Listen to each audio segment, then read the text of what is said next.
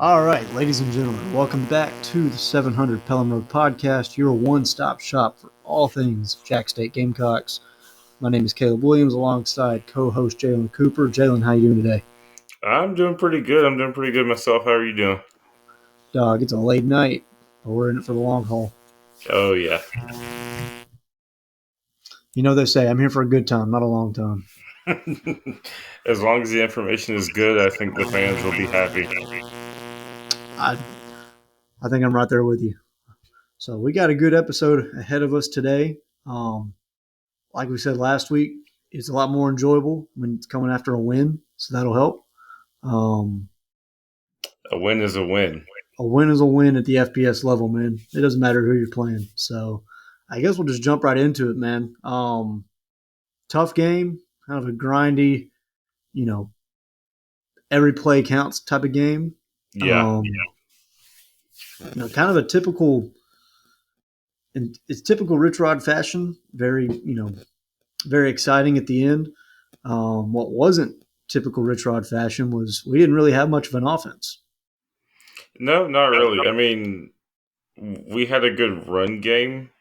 We had 208 yards, 44 attempts, averaged just under 5 yards a carry. But I mean, the passing side of the ball was pretty much non existent, which is kind of crazy considering with the Rich Rod up tempo, you're expecting to see a lot of play actions, especially coming off of those read options. And we just, when we had the deep shots, it was either miscommunication or the ball was overthrown.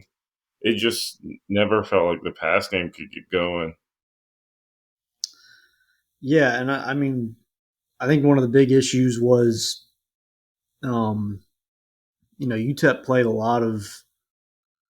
They really tried to zone up deep. I was watching the secondary pretty closely all game, and they didn't want to give up any deep shots, but they were playing man across the board. And I mean, we had opportunities that just, you know, there weren't really any throws being made downfield. And really, there weren't that many throws being made underneath either. We had a lot of missed open, whether it's even just out routes and curl routes were just being missed. Just I don't want to say zero excuse because I mean I'm not a quarterback, and there are a few reasons that's true, but at borderline zero excuse to be playing Division One football and you're missing the throws that we were seeing being missed. Yeah, some of the throws were definitely kind of you definitely want to have those back. I think Mm-hmm. one of the biggest things is we only really hit two spots. We're going a little staticky. I'm going to start over now. So yeah, I would definitely agree with the past game. We were missing some shots that you just cannot miss at the FBS level. Um, when you're playing against bigger teams, they will make you pay for missing those.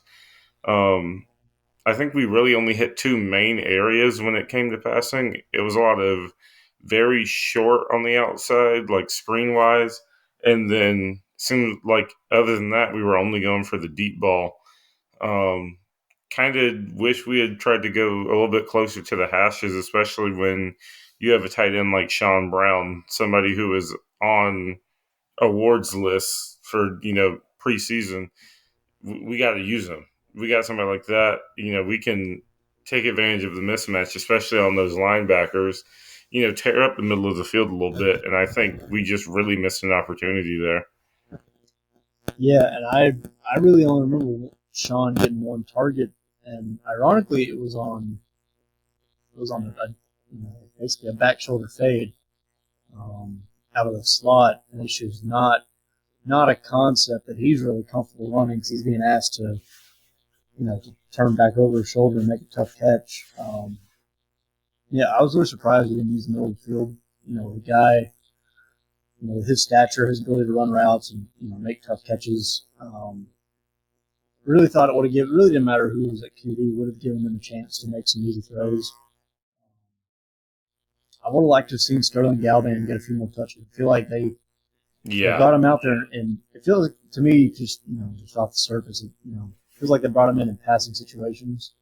but then they couldn't ever get him the ball. And we saw last year the guy can make plays. He's a phenomenal receiver. He played at Texas Tech, so you know he's got talent.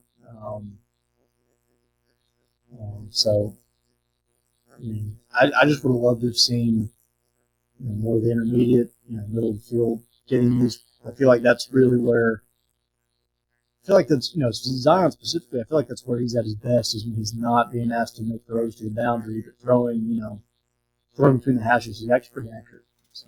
Yeah, yeah. I think a lot of the hesitancy in the game calling too could have had to do with the fact that Rich Rod wanted to play all three quarterbacks, and I think he was trying to keep the game plan simple all game just in case he had that chance to throw all three quarterbacks in. They would be comfortable and be able to run it, and I think that may have handicapped us just a little bit.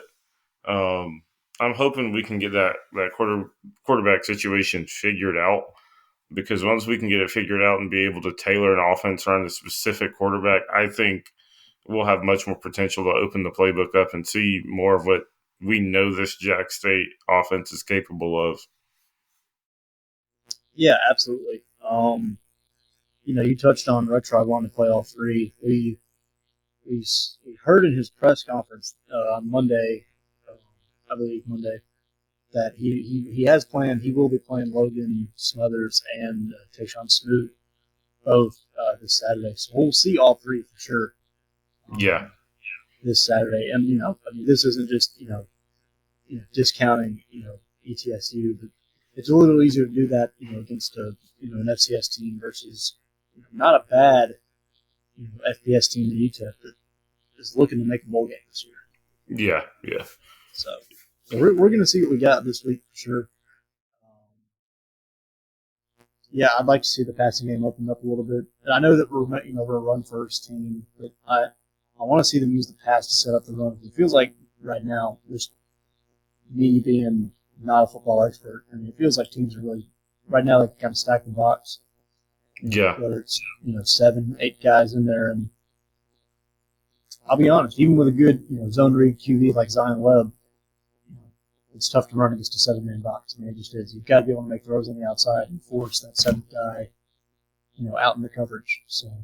Yeah, but even with that stacked box, we were still able to get really good results on the ground. I'm looking at the stats here. Malik Jackson, 13 carries, 76 yards. Ron Wiggins, 13 carries, 63. Zion Webb, 10 carries, 55. They still got it done, but we were very much one-dimensional, and I think that's where we only were able to score 2 touchdowns is because we never really got the passing game going. So they were okay giving you 3, 4, 5 yards because they knew at least once in that sequence you were going to try for a pass, and that's all. The way we were playing, that's almost an automatic, loss of down. Yeah, for sure. Shoot, I'd do the same thing. If I knew that I was facing a team that couldn't throw the ball, I would gladly stack the box because I know that, even if you go, man on man across the board, 4-on-4, what are the odds that you're going to make a throw? For us, it's pretty low. So you got to credit UTEP. They had a good defensive game plan.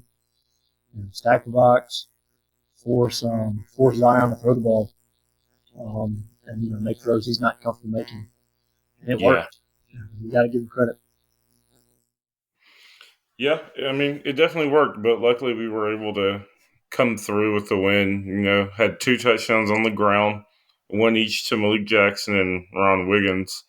And you also have to remember we didn't have Anwar at all. Yeah.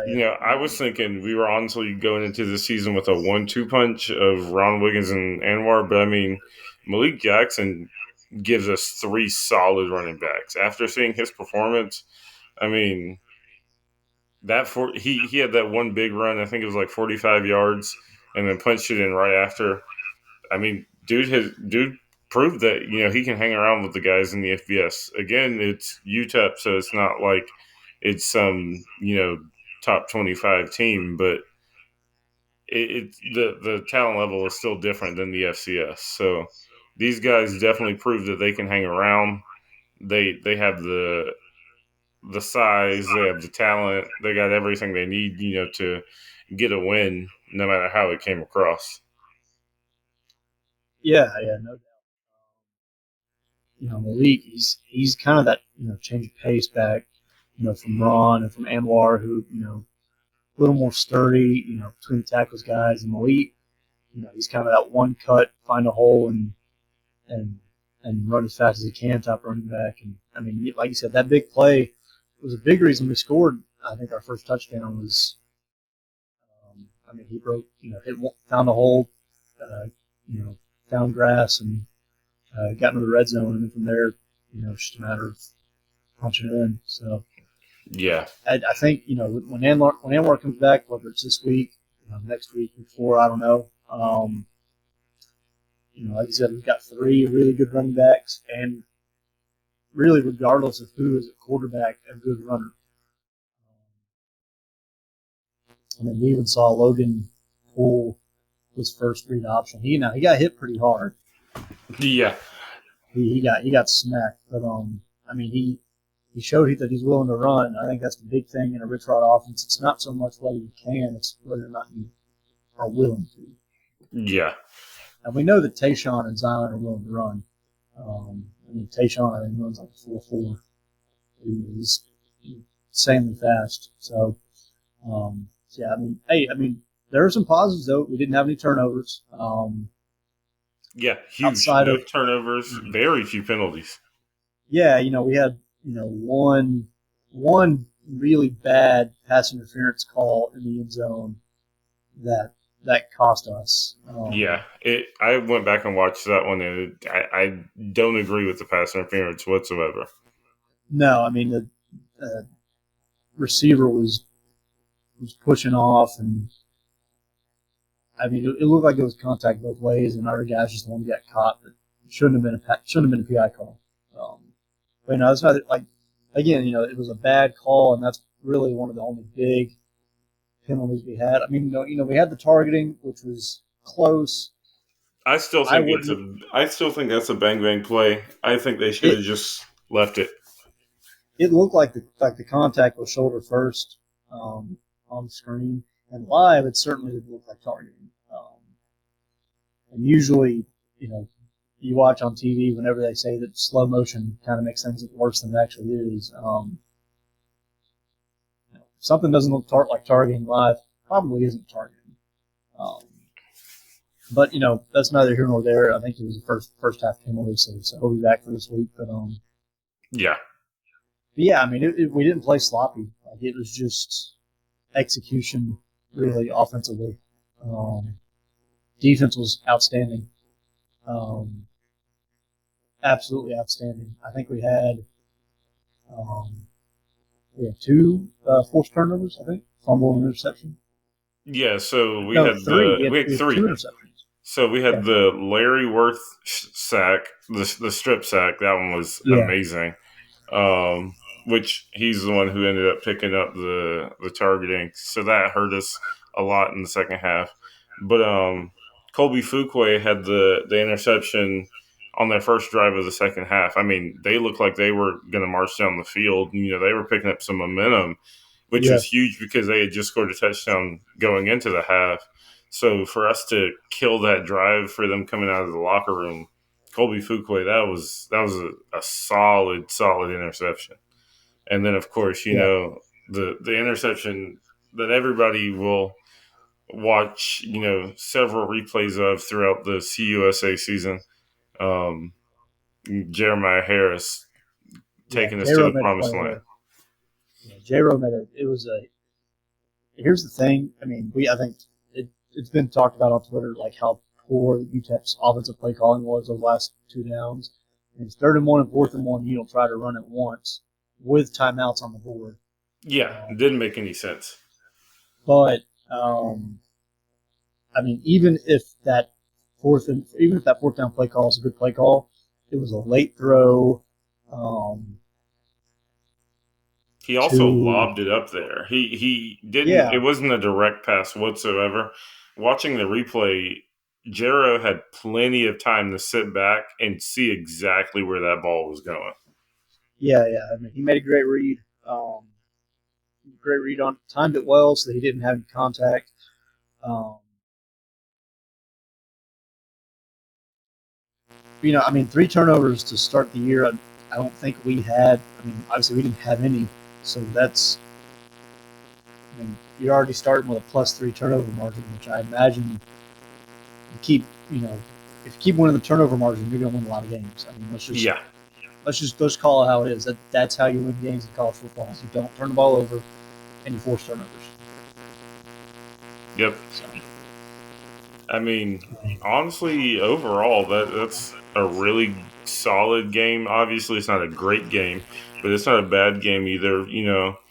It shows you that our defense is good enough to help win us a game if our offense is struggling.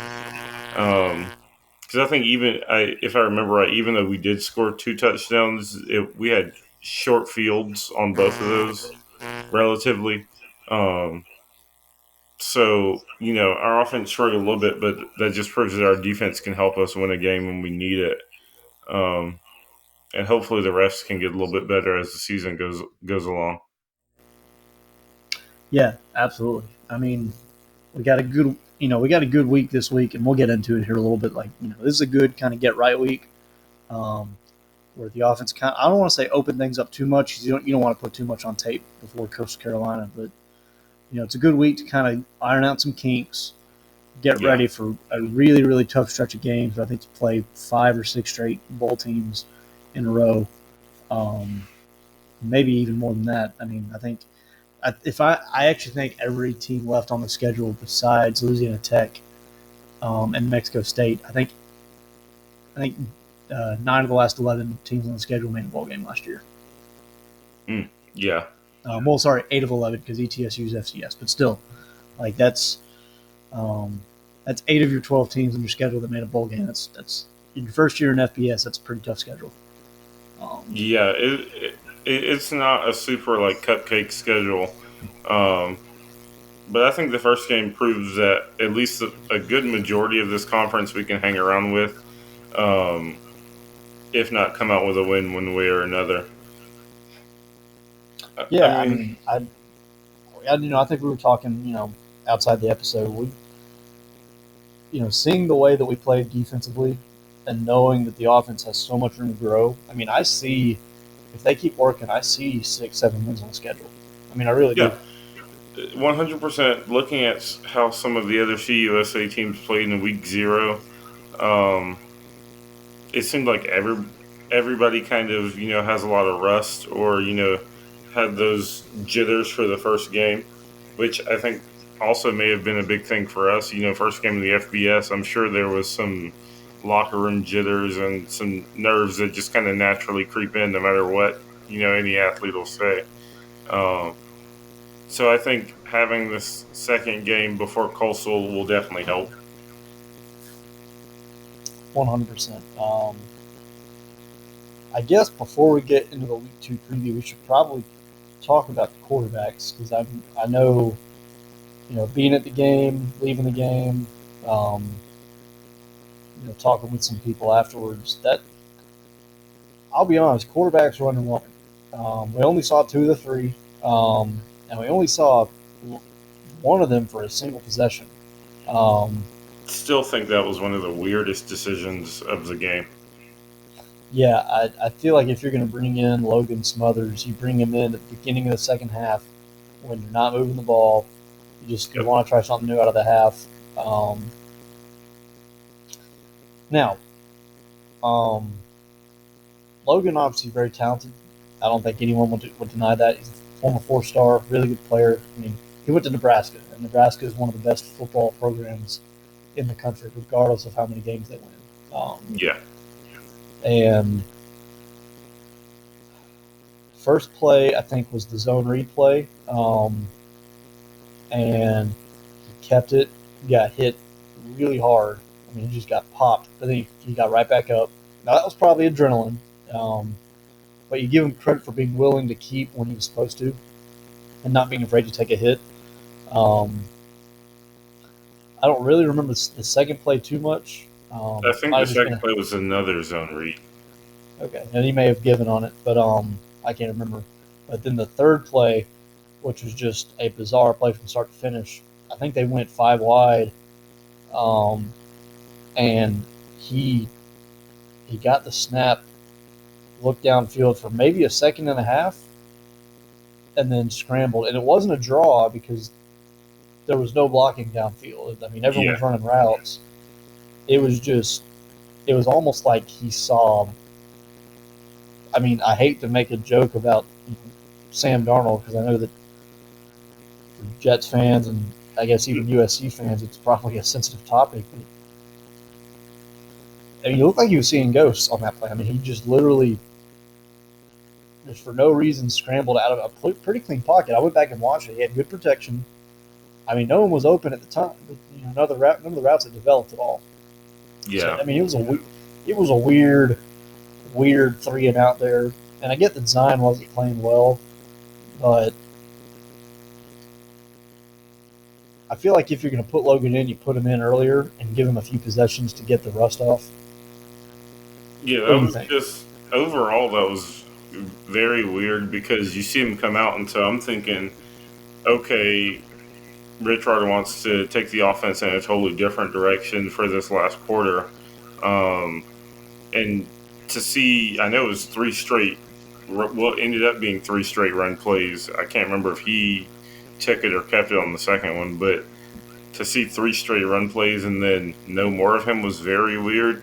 And then also on that last play, like you were talking about, I know live it felt like maybe he thought the pocket was collapsing.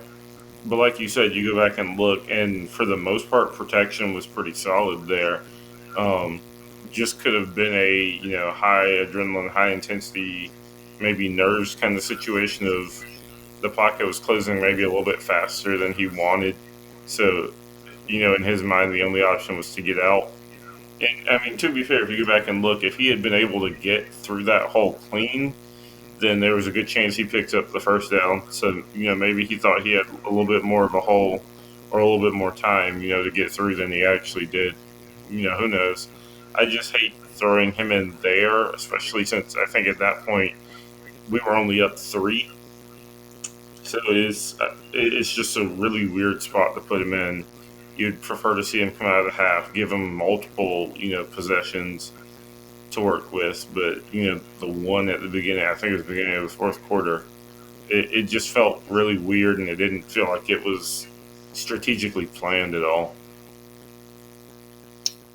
I don't know if it was. I mean, the writing was kind of on the wall because you could tell that the offense wasn't moving well with Zion. Here's the thing. I like Zion. It's year 7. We know what he is at this point. And, I mean, there's just, at this point at the collegiate level, you've had, I think, maybe 5 offensive coordinators in 7 years. For better or for worse, there's just not much room to grow in that situation. And, I mean, outside of when he became the starter after Zarek, hurt his leg, I mean, this has kind of been who he is. I mean, he's been a pretty good runner who is an inconsistent and streaky passer. And we saw the down part of his streakiness this last week. Now, Rich Rod's probably going to play all 3. Saturday, we may see the better side of him. It's clear the QB competition isn't over yet. They don't know who to start. Yeah, not at all. At this point, it very much seems like it could still be any of the 3 of them. Of course, like I said, we haven't really seen Smothers, a true drive from Smothers, and we haven't seen Smoot at all. So I think this weekend even though it is ETSU, it'll definitely give us a better picture of, who's actually up there fighting for that QB1 spot. Because the last thing I want is a season-long QB battle. Yeah, absolutely. I will say, I'll just make this last comment before we move on. Watching warm-ups, both pregame and then when they were making the change, you saw both Tayshawn and Logan warming up. Just watching Tayshawn throw, the ball comes out of his hands different. I mean, it looks like it's got more zip to it. It spins better. Yeah, I mean, I really think, and this isn't a knock on Logan or Zion. I just really think Tayshawn has the most growth potential and probably the most current potential. Like I think in the current situation, knowing that he's a willing passer, and I think he's probably the most accurate of the three. But he's also got the running ability of Zion, which, and yes, Rich Rod's probably worried he'll miss. Um, I mean, he does help the running game because edge rushers have to respect him. Otherwise, he'll burn you for 30, 40 yards pretty easily. I'd like to see Tayshawn. I mean, I've been riding hard for him really for the last year. I've said I think he's a chance. He's got the body. I think he's 6'2", about 195. He's fast. He's got a good arm. Live arm, too. I mean, like I said, the ball moves out of his hands. So we'll see. We got Coastal next week. Can't really afford not to have a starting quarterback in place for that game. So this yeah, is the that's week. one of those games where we definitely want to go ahead and have it, pen to paper. Who is QB1? Because Coastal is not one of those teams you want to go in still trying to figure it out and trying to plug and play three different guys or even two different guys. You want to have your main QB and then a guy you can throw in for trick plays. If you have something up your sleeve. And I mean, we'll get into it next week and on the next episode talking about Coastal. They've got one of the best quarterbacks in the country in Grayson McCall. And I'm telling you right now, he's better than the QB we just faced, from UTEP. He is. Yeah. This is a guy who had transfer portal offers from a bunch of schools. He nearly ended up at Auburn in the winter window. Grayson McCall is a baller. So just early preview. If you're expecting the secondary to have the game they did on Saturday against Coastal, buckle up. Yeah. Because Coastal will tear us up. But anyways, so yeah, that's really on QBs. I mean, just long story short, we need to see all three this week because next week we can't afford to have. Yeah. All right. You want to hit soccer and volleyball, and then hit week 2. Yeah, so we definitely want to make sure we show love to all the Gamecock sports. Um, so Oh, I far, see you got the notepad. Look at you. sure do. So far, when I looked it up, at least women's soccer is sitting at 2-2 on the season. Started off the season with 2 wins against Alabama A&M, 5-0, and then South Carolina State, 13-0. Um, yeah, you don't see double digits in a soccer game. Um, but the last 2 games we have had losses to, in-state roommates. Sanford, we lost 0-6. And then UAB the other night, we lost 0-3. Um, their next home game Sanford is has a at, really good soccer team. oh, yeah, 100%. There are a lot of teams down south that have really good soccer teams. Um, Sanford's good. I think I saw JC UAB 2 years ago maybe. And UAB is a pretty solid team as well. So the fact that they don't, I mean, I'm not about moral victories. I think you know that. You've known me for a while. I hate moral victories, but only giving up 3 to a team like UAB, you got to give them credit. Or credit too. I mean, you put up a 13 spot. You're yeah, probably due. You're due to lose some games every now and then. yeah. But Um, look, their 2-2 is next, not a bad start though. no, not at all. And they got a long season ahead of them. Their next game actually is at home, Friday, September 1st. So the episode will drop shortly before. But Friday, September 1st, at home versus Alcorn State. And as always, every home game for them, free admission. So, Jack State fans, if you're in Jacksonville looking for a chill Friday night, go on and head over to the soccer complex right there next to the Pete.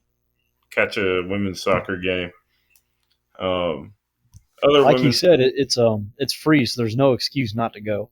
Oh yeah, 100%. It's free, and there's stuff to do around Jacksonville on a Friday night afterwards. So go Go ahead to and start. Starmart. Go ahead. Yeah, you go to Starbucks. Start your Friday off, with some Jack State soccer. I think all of our sports deserve some love. I know when we were at JSU, we tried to, hit some of the games and the events that had smaller crowds, just because they all deserve love. Mm, Uh, I don't speaking know. of speaking of the Pete, the women's volleyball team off to a little bit of a rocky start, 1-2.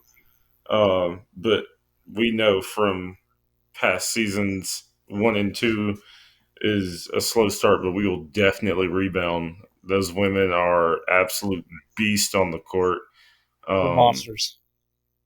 Started off the season with a W um, against McNeese, and then we took two losses, one to Coppin State and one to Auburn. Um, You can't blame them losing to Auburn. Auburn volleyball is actually pretty good. yeah, no, that one you definitely can understand. Um, but hey, like I said, maybe a rough start, but our women are insane. They're gonna finish the season strong. Um, Next No up, doubt. they'll be up in Chicago for the Windy City Classic. Um, they have two games on Friday, one against SEMO, or two matches, I'll say. One against SEMO and one against Chicago State, and then one on Saturday against UC Irvine. So I'll be curious Man, to we see still what our can't get rid record of is. SEMO, can we? Nope, can't get rid of them. I don't think we ever will. Probably not. Just as long as they don't join CUSA, I'll be good. But yeah, I don't know, man. I've been looking forward to getting someone kicked off the team for punching a student. we gotta love SEMO and their extremely classy athletes and fan base. Uh, but yeah, that that's all that I have seen so far for our women's sports. We're getting closer and closer to a softball season led by the ever famous Coach McGinnis. I can't wait for some JSU softball, baby. They always defy expectations. Insane team, insane coaches. Can't wait to see what that season's like. Our diamond Mm-hmm. sports in general. Uh, I I can't remember who our new head coach is for baseball, but I'm excited to see what he does there. Hate that we lost two pretty heavy hitters to the Auburn program, but best of wishes to Javon Hernandez and Mason Mainers. We are going to miss those two guys. Those were two that always, drew the fans' attention when they stepped up to the plate. So best of luck to them, but definitely going to miss their presence. I found our new baseball coach, by the way. His name is it's Steve Beezer. He Yeah, was I the remember coach at now. he was the coach at Missouri for the last, I think, 7 years. Yeah. You saying that name sparked it. Yeah, I'm excited to see what he does. I think whenever they first announced the hire, we looked it up, and his resume pretty impressive, which is exactly what we need following Coach Case because Yeah, that man left a pretty unbeatable legacy here at JSU. So it'll be great to see. It'll be great to see what he can do. On the diamond. yeah. There aren't many coaches who can look up, at the stadium and be actively coaching, and the stadium be named after them. Coach Case is one of them. Yep, Coach McGinnis He, too. yeah. The softball field is McGinnis Field, so yeah. I mean, Coach Case is the goat for JSU. Let's be honest, like him, Coach McGinnis, and then Coach Burgess. Those are the big three. Um, Yeah, I think Coach Case, I think might have been fourth among DACA's coaches last year in wins. I know he was top five. Yeah, like you said, he's won a lot of games. So obviously, coach, best of luck to you in your retirement. Hope you go travel a lot, have a lot of fun. We thank you for your time at the university because you made JSU baseball fun. Sure did, sure did. I mean, shoot, he even went to the regional final game against Ole Miss a few years ago. Yeah. So he nearly made a super regional with Cox. So yeah, best of luck. Looking forward to baseball season and softball season. Like you said, Diamond Sports in the Ville are pretty good. Oh yeah. I mean, I honestly think all of our sports are pretty good. We are overlooked because we are not super flashy at all. I think a lot of our sports are good. I mean, the hard court, those guys are pretty good too. Those men and Yeah, women. as I say, women had a really good year last year. We're gonna have to get into that here in a few episodes because a month and a half from basketball really starting to get underway. Oh yeah, we'll definitely spend a good chunk of an episode, probably about a month from now, talking about the excitement there because there is a lot to look forward to. Yeah. Like we said last episode, come to the Pete for a game. It's gonna be fun. Oh yeah, especially since we got Liberty that's going to be coming in. That's a game our fans will show up for.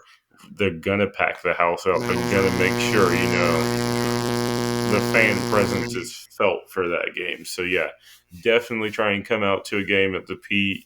Um, it's an experience, that's for sure. No question.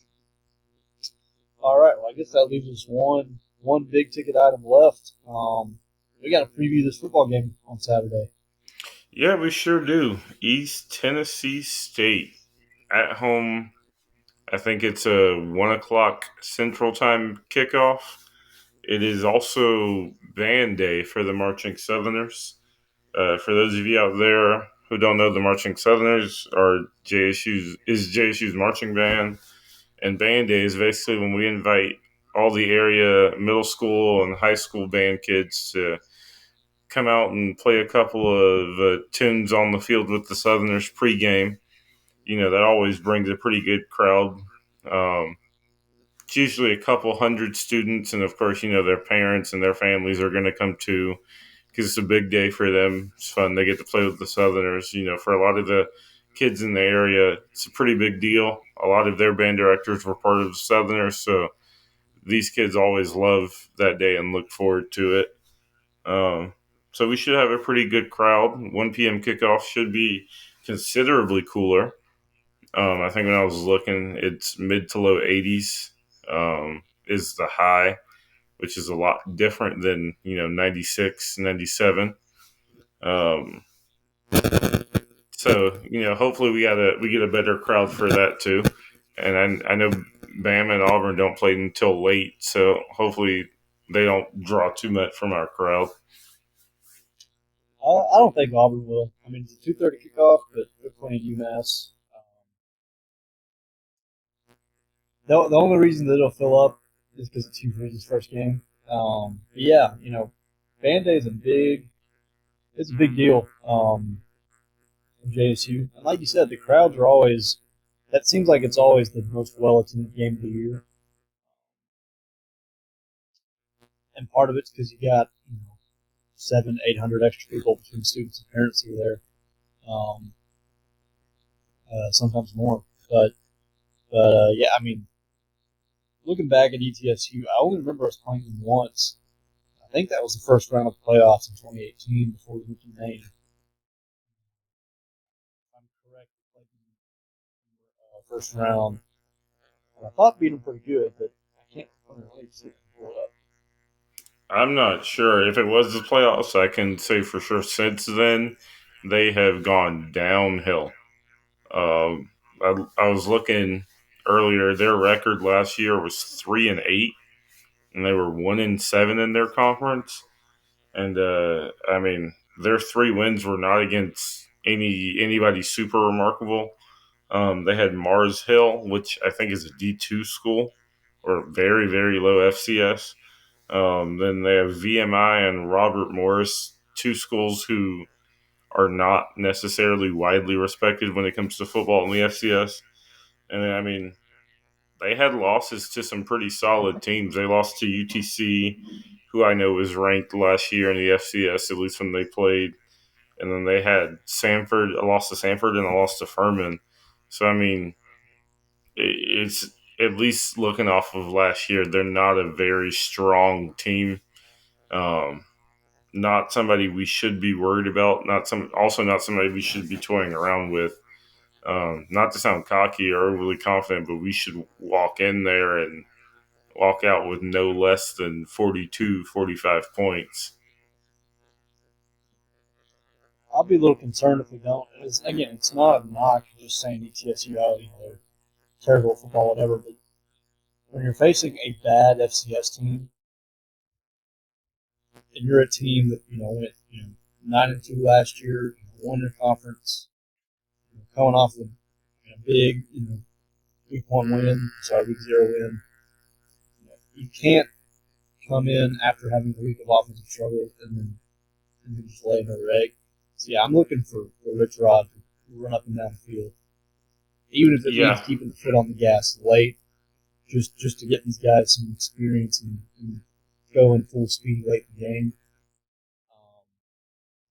I wouldn't really care if we ran the score up. Just get these guys used to going full speed late in the game. Because let's be honest, we're not going to run away with every game this year, and we're not going to get blown out in every game. We're going to have been a lot of one possession games late, and these guys are going to have to know what it's like to be running a game tempo for 60 minutes. I did look it up though, so we did play in round 1 in 2018. I thought we won bigger than we did. It was 34-27. Gotcha. I think it was one of our rain games. I think we had between 2018 and 2019, we had so many hurricanes those two falls that we had 6 or 7 rain games. Yeah, rain games never fun. And of course, that was Zarek's first year.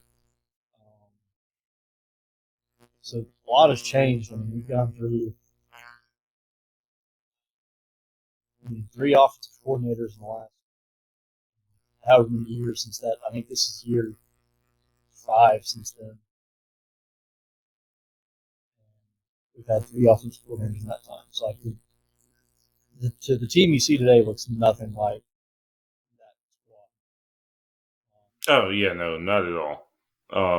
Both schools looking totally different. Like I said, they were in the playoffs then, and then last season they were 3-8. And then obviously we are now playing at the FBS level. New head coach, new offensive coordinator. Overall, looking like a much, much better team. So yeah, it's definitely going to be a different story. And again, like we're saying, no disrespect to ETSU, but I expect us to run away with this one and kind of put it to bed early. I think we should be in a position where the first stringers probably only play maybe 2 drives coming out of the locker room, and then you start getting those bench guys in there, giving them a little bit more time. So hopefully we can go in, take care of business. It's a home crowd. It's going to be a good sized crowd. Weather's not going to be too much of a factor. Heat's not going to be too bad, so we shouldn't have guys cramping up left and right. So I'm hoping that first game we were able to shake off the rust, and this game we can kind of build on momentum and get that momentum going and get those reps in heading into Coastal. And then also I hope they get a nice crowd so they can get that feeling in, because I think after this we have homecoming, and then after that it's the midweek games, and I just don't know what to expect out of our fans for those midweek games. I don't have any expectations for it right off the bat. I mean, I'm going to go to the Liberty game. I'm going to take a couple days off for work, go to the Liberty game. So I'll find out real quickly. what the fans are like for that one. I hope they'll be good because you got a lot of alumni who live in Jacksonville, Yeah. or even live, whether it's Oxford, Anniston, yeah, like they live within an hour. Um, so I'm hoping that if we get a good student crowd for that game and for Western Kentucky, that we'll have a good overall crowd. But like you said, yeah, we just kind of step on the gas Saturday, just from start to finish. I certainly would love to see first half kind of run away with it. Selfishly, look, I'll be at the Auburn game. I I don't need to feel like I'm missing something in the second half. No, I understand. Selfishly, I really don't want to feel like I'm missing something in the second half. So I'd love to see us put up 20, 30 points in the first half. Kind of get back into that Rich Rod tempo rhythm that we really didn't see much of this last week. Um, we saw tempo, but we didn't see it consistently just because we weren't getting enough first downs. I'd love to really see them step on the gas and just kind of leave it there. Um, um, like I said, I think 40 points is a good goal. I could see us scoring a lot more. I mean, I know ETSU is better than Mississippi Valley State, but I've seen us score 71 in a game before. Whew. So we not saying it's going to happen this week, but I've Cox seen it by happen 90? before. Cox by Cox 90? by 90. That's every week. Yeah, Um, honestly, like you were saying, I really hope this game is kind of put away in the second half. I won't be able to be at the game this weekend, and I'll be busy right around when the second half starts. So I don't want to, have to be worried to check my phone during that second half. I want to be able to put my phone away, and know that, when the second half starts, it is what it is, and, we're walking out of there with a W. Um, so, yeah, I obviously not to beat a dead horse, but yeah, we really just got to come out. We got to get this quarterback situation under control.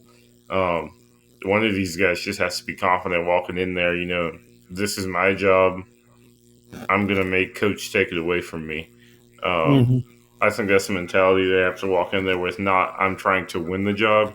I want them to walk in there with the mentality of this is my job. Let coach come and try and take it from me. Yeah. Because I think if you go in there with that mentality, one, it'll just lead to better play overall. Because when the quarterback's confident, it kind of bleeds out into the rest of the team, um, which will up the level of play. Uh, but not only that, you just want the leader of your team, or who most people consider to be the leader of the team. You want your quarterback to be super confident in his abilities, um, and be able to go out there and lead the team, even when it gets a little rocky or it gets a little rough. Uh, those guys, are able to look back at him and say, "Okay, yeah, we're good. He's under center. He's back there. We ain't got to worry."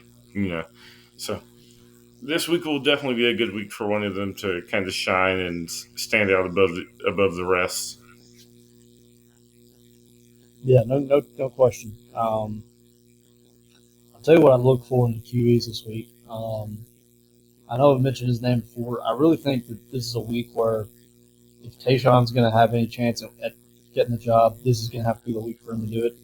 Um, I mean, if he doesn't, I just don't. It's going to be tough to find playing time for him where he's not going up against a defense that's better than what he's used to facing. Um, you look at the stretch coming up. I mean, you've got Coastal, Eastern Michigan, Liberty, MTSU, Western Kentucky, um, South Carolina. I mean, we just about every team we play, defense he's going to be facing is better than what he would have seen last year. Yeah, for sure. So he knowing that he will be playing this week, assuming Rich Rod keeps his word, um, this is the week for him to really take advantage of playing time because it's going to be tough to get him playing time after this week if he doesn't take advantage of it. So Yeah. Definitely looking for the quarterbacks to step up. I'm hoping naturally that gets a lot of our other receivers involved. Definitely looking at Perry Carter Jr. Um, looking for Sterling Galvan, looking for Michael Petway, Sean Brown. A lot of guys that we were used to hearing their names called last year. We just weren't able to hear them, hear their names called as much as they should have this past week. Um, Definitely hoping that changes a little bit. And, I'm also looking for, hopefully get J Rock Swain going this week. I know last weekend he had a couple tackles for loss, but it seemed like they were definitely, aiming to double team him and kind of do whatever they could to keep his impact low. Um, so yeah, I definitely hope that he gets going here a little bit. And I mean, Larry Worth definitely showed just how much he is worth. No pun intended. In that first half that we did see him, and you could definitely tell they were hurting a little bit when he was gone. Hmm. Definitely having him opposite of J Rock and whatnot. We definitely are going to need him back. Glad that I'm pretty sure he got ejected in the first half, so we'll see him, beginning of the game. If it was second half, then we'll see him in the second half of the game. Um, so yeah, definitely looking to see him, get going. I loved what I saw at Colby Fuquay. Um, Awesome name, by the way. Um, Yeah. but I hope we get to hear his name called a lot more, this weekend. And same with the offense. I want these guys to build off of that momentum. All it takes is, one guy getting a couple sacks or tackles for loss, one guy getting, a pick or two, those big impact plays, and a lot of those plays can carry momentum, week to week. So I'm hoping we see a lot of that this weekend. Yeah. For sure. You mentioned, and I want to touch on it before we kind of move into our closing stuff.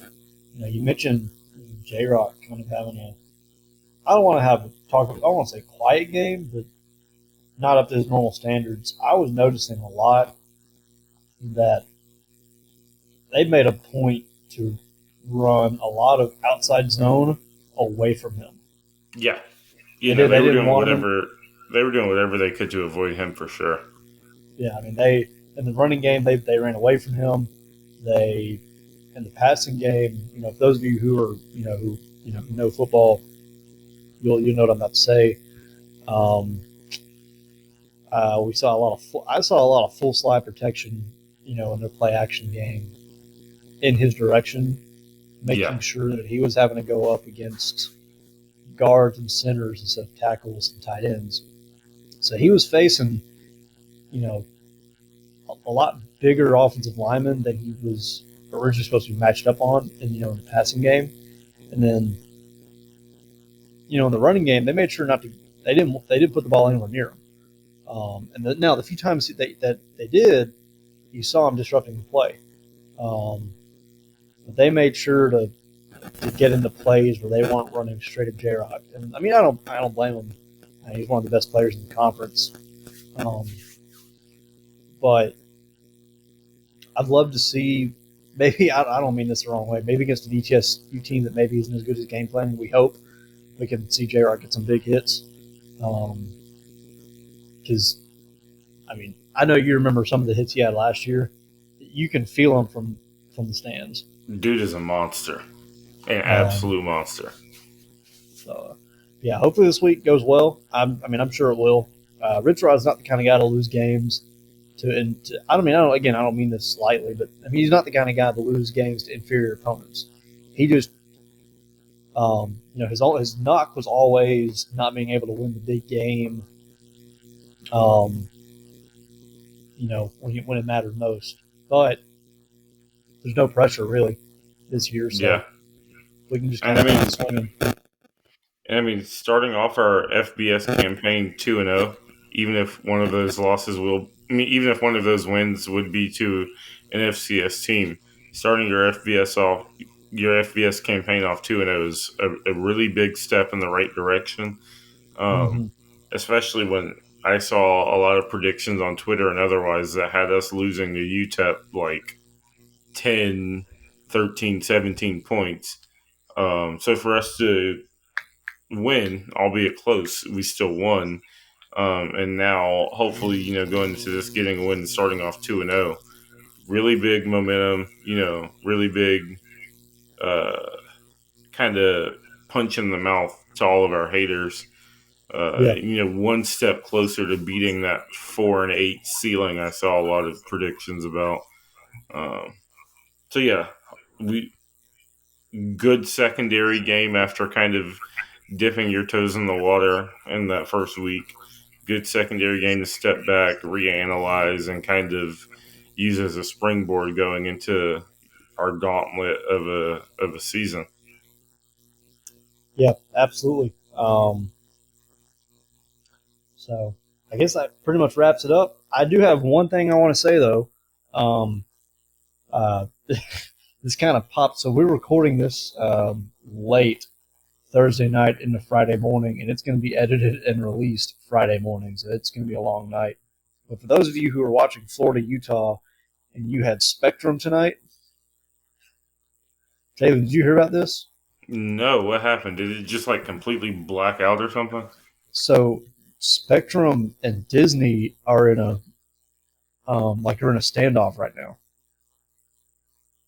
So at around 8 Eastern, anyone who had Spectrum and was watching the game cut out, and then a message displayed on the screen from Spectrum talking about how Disney like wanted this super high like fee from them in their new deal.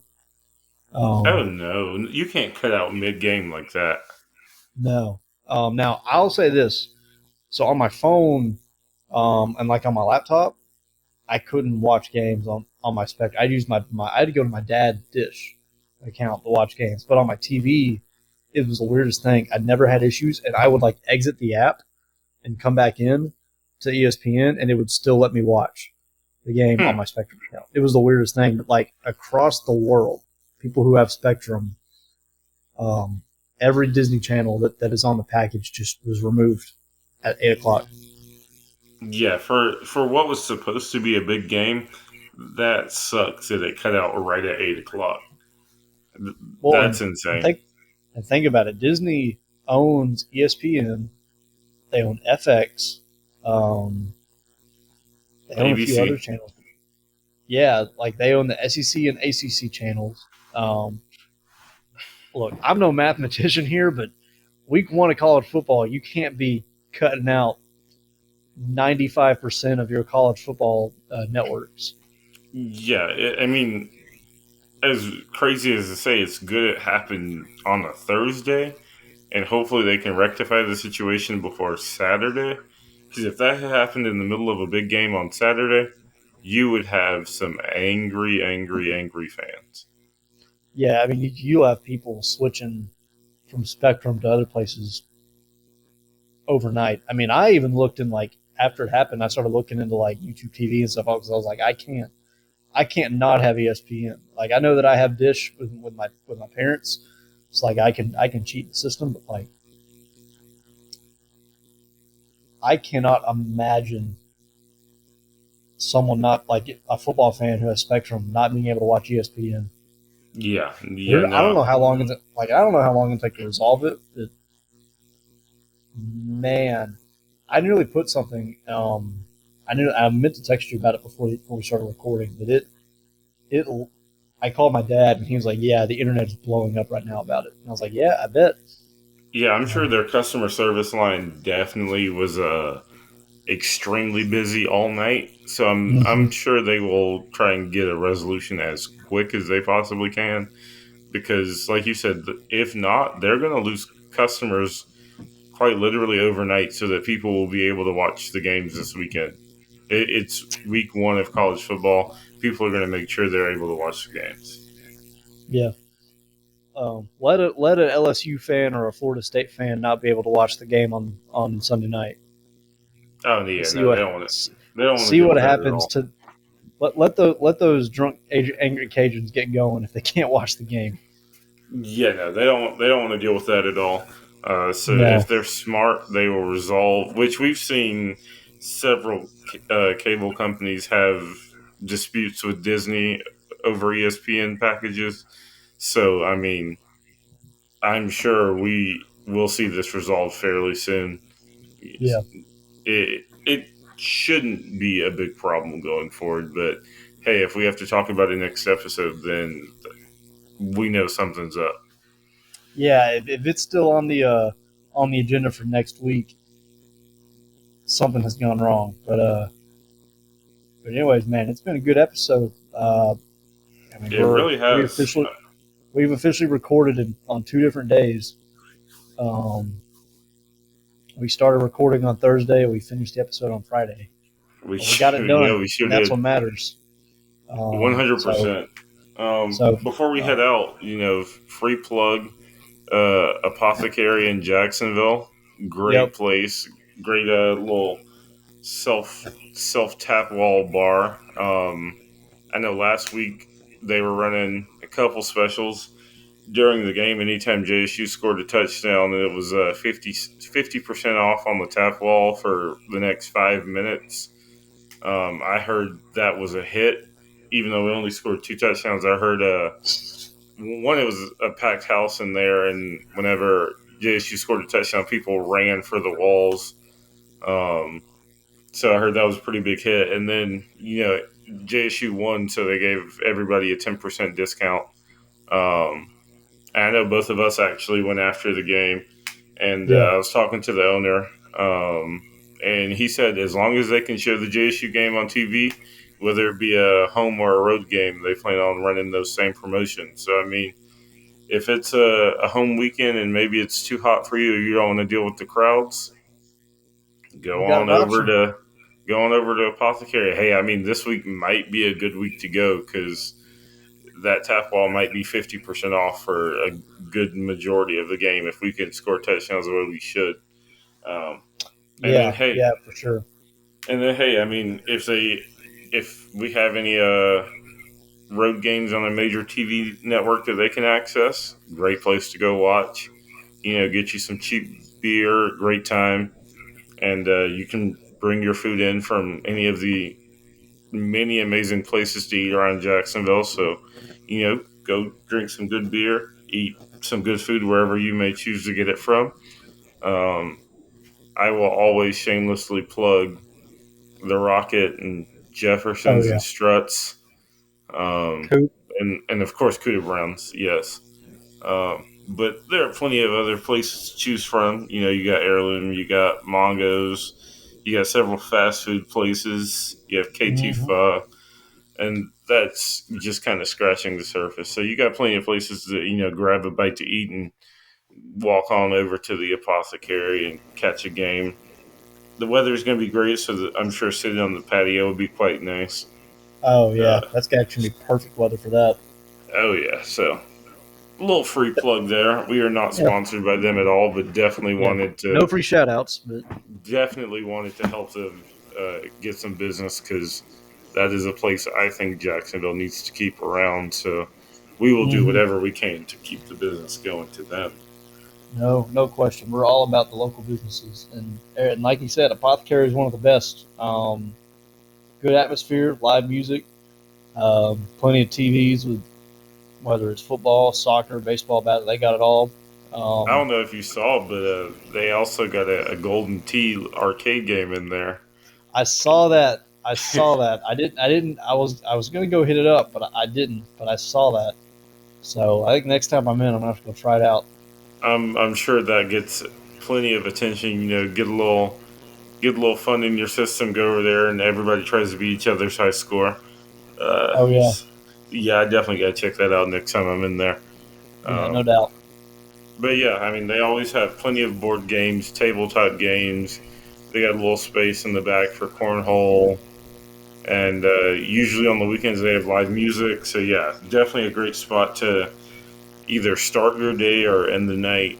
Um, just a heads up, they are 21 and up after 9 o'clock. So if you have any kids or stuff like that, it's definitely a better midday, early afternoon option. Yep.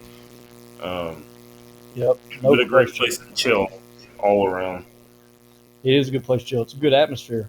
Plenty of places to sit too. They can put quite a lot of people in there, Oh and it yeah, really not feel that crowded. hopefully we can record an episode of the podcast there one day. Yo, that'd be kind of lit. Do a live show. Oh yeah, that'd be pretty fun. So, all right. Well, I think that pretty much wraps it up. I think it does. I'm definitely excited for the game this weekend. Hate that I can't be there. Yeah, I'm gonna But have to have someone reporting to us from the inside for sure. oh yeah, we got plenty of people. Maybe we can have somebody on next week that was actually at the game. I know we got a couple of friends that we would trust to bring on here that we know that will be there. Rich Rod. I wish. Hey, we That can ain't go. happening. We can go.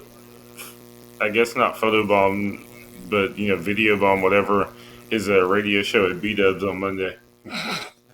Yeah. No. Hey, look, I don't work Mondays, and I'm gonna be in Jacksonville, Monday and Tuesday. So Hey, I mean B Dubs sound good too. it's not out the. Yeah, B Dubs ain't too bad for real. Maybe one I day we guess they can. got some new sauces that I want to try. Oh yeah, always. They're always coming with something crazy. Maybe we can convince him to get on here one of these days. Maybe a little bit on down the road. That would be wild. That would be wild. But all right, well, um, hopefully when you guys are listening to this, it'll be Friday and not Saturday after the game, so you won't be looking around wondering why we released the podcast after the game. Um, it should drop sometime between 3 and 5 um, this morning. So if you're listening to it, it's already released.